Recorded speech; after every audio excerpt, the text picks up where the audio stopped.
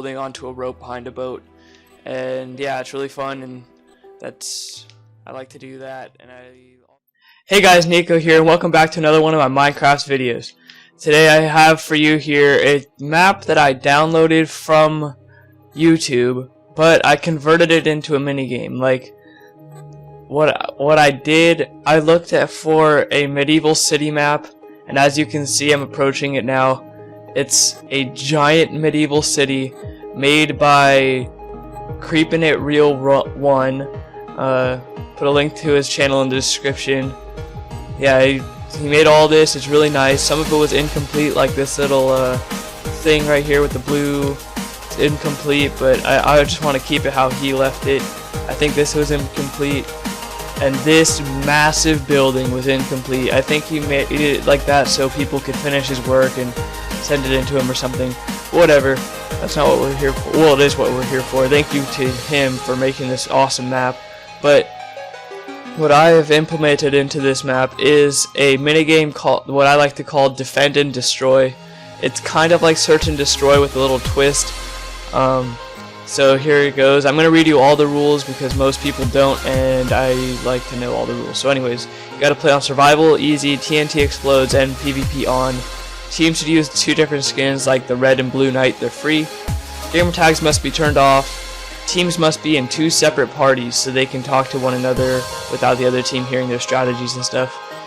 Only 1 person allowed per class per team, which we'll get to in a second over there by the playing field.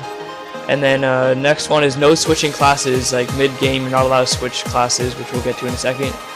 Try not to use dropped items. For example, when you kill somebody and they drop, say, their sword, don't go and use it. Only use the stuff that they gave you in your class.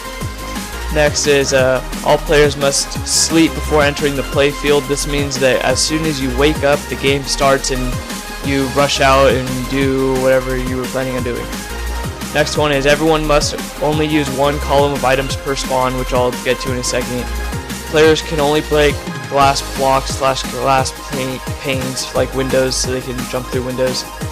And then be sure to strategize with your team and have fun. Just don't just try to go and kill yourself and stuff. So anyways, like, the objective of the game is to destroy your enemy's bomb while defending yours at the same time. And the bombs look like this. And you plant the bomb by putting a lever on it, which you get when you spawn. And you defuse the bomb by destroying the lever. So you plant the bomb by putting a lever on it and flicking the lever so it's facing downward. And you defuse the bomb by destroying the lever. Bombs take 35 seconds to explode, and bombs take from 0 to 10 seconds to defuse, and that's just because of the redstone wiring that I did. And try to defend your own bomb while planting your opponent's. Try not to plant bombs that are not above ground, which we'll get to in a second. Try not to die because you have 27 lives worth of items, which is kind of overkill, but whatever. First team to destroy their opponent's bomb wins, obviously.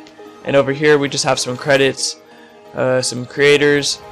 Yeah, it's right there. You see map creator. His YouTube is Creepin' It Real, and I don't know his gamer tag. Game creator is me, NicosAdventures. My gamer tag is iFrisky if you wanted to know. And my helper that helped me, he just helped me build up the wall around the city. His name is Fatikilla, and he's not a YouTuber. He's just my friend in real life. And feel free to come back in creative for a tour. So what we're gonna do here is try to click this button without HUD. We did it first try, one at a time. So we'll take a minecart and we'll pretend to take a minecart because I don't want to bore you with that. So, but you have to use the minecart that way because it hits a detector rail that we gotta go this way. Yeah, that it hits a detector rail that's really crucial in the process of the redstone. So let's just fly over here to where this minecart will be traveling to. And as you can see, the redstone's not that intense. It's pretty much this, and then the same thing on the other spawn, which is on the other side of the map. So we're just going to break in right here. And the minecart should be arriving shortly.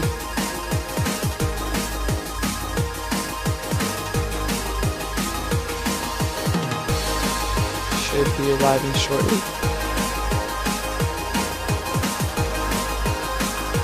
Just go see its progress.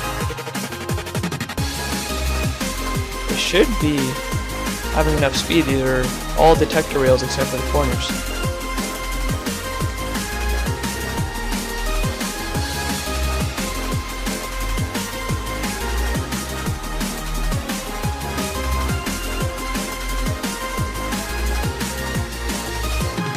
Alright, so I'm not really sure what happened here.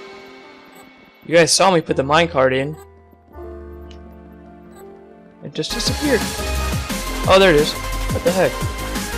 Alright, there we go. Let's just ride in it, I guess. Since we're already here, you know. I have no clue what happened there. I didn't see it when I was running back or anything. But whatever.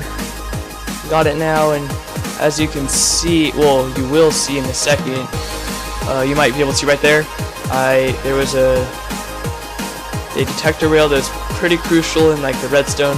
So as soon as you get here, you gotta remember to hit this lever, because that's another really crucial thing, and it randomly chooses the bomb site, which I'll get to in a second. And here are your classes. You get the marksman, which, as you can see, it makes it so you can only get one person at a time. So only grab one column of items per spawn, and this means that you can only grab one column, what I'm doing now, per spawn. So you get a bow, arrows, a lever, and armor. And then, so that's the marksman. And then the next class that you can choose from is the rusher, who has a potion of swiftness, a splash potion of slowness for his enemies, some armor, a sword, and the lever. Every class gets a lever, just because that's how you plant the bomb. And next is the supportsman, which you kind of need a supportsman because he's the only one that carries around food. So unless you don't want to, it's up to you. I really don't care. It's just, that's my point of view, is that you have to have at least one supportsman. Or, well, you have to have one sportsman anyways. So here, I did a little bit of modding. I made a bunch of magic wands, quote unquote, that they're just pretty much redstone torches with fire aspect. It's kind of like magic wands. When you hit somebody, they light them on fire. And if you're wondering how I did that, you could just write in the comments below how I did it and stuff, and I'll post a video. Anyways, so yeah, you get, this is the wizard, by the way. You get fire aspect 1, redstone torch, which it really isn't that good. It just sets them on fire, but it really doesn't deal a lot of damage when you first hit the opponent. And then you get some damage potions, a lever, and the armor. And here you gotta sleep, and as soon as you wake up, and if you ran out of food while you were in the spawn area, you have to eat some cake. And so yeah, anyways, now since you slept and all that stuff, you go out here and you land in here. And this is an addition that I made to the map, these docks right here, because it was a big pain to swim across there. So now we're heading over to the bomb sites, which this is one that's still in the ground, as you can see, and you don't want to try to place your lever on it on this one yet, or well, on this one at all. The one that you're going to want to try to defend is this one, which is C-bomb. And the way you plant it, if you didn't understand, is you just put your lever on it like that, and then you flick it down, and then to defuse, you destroy the lever completely. You don't want to give your opponent that upper hand. And then the other bombs are located over here in this corridor between these houses. There's one right there, but we of course didn't go in through the red side's minecart track or flick the lever, so none of them will be above ground. But I'm just showing you the bombs. This is A bomb, the other one was B bomb, and the one that was actually up is C bomb, and then the blue one that was down was D bomb. And so let me just give you a little tour of this place. There's a bunch of like flying ships and a giant flying ship over there, and a bunch of really cool medieval houses, and just awesome castle. I'm not sure what he was planning on doing with, but it's awesome. Anyways, this guy did a great job, and I'm glad that I got to use my minigame on this. I thought of this minigame kind of by myself, but I also got some inspiration by, Call of Duty and Search and Destroy, but it's a little different, I wanted to make it not exactly the same. And I like the fact that it randomizes the bomb places, it doesn't give you the same exact game every time.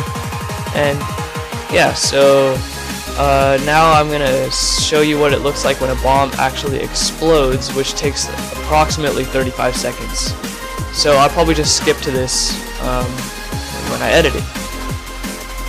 Move, Squidward.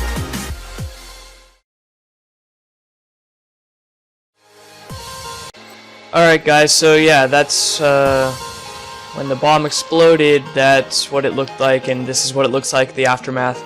It kind of shows the redstone down below, but you know, it doesn't even matter. The game's over and you just save without exit without saving. Save without exiting. That would be horrible because then you have to redo all that redstone or download the map again.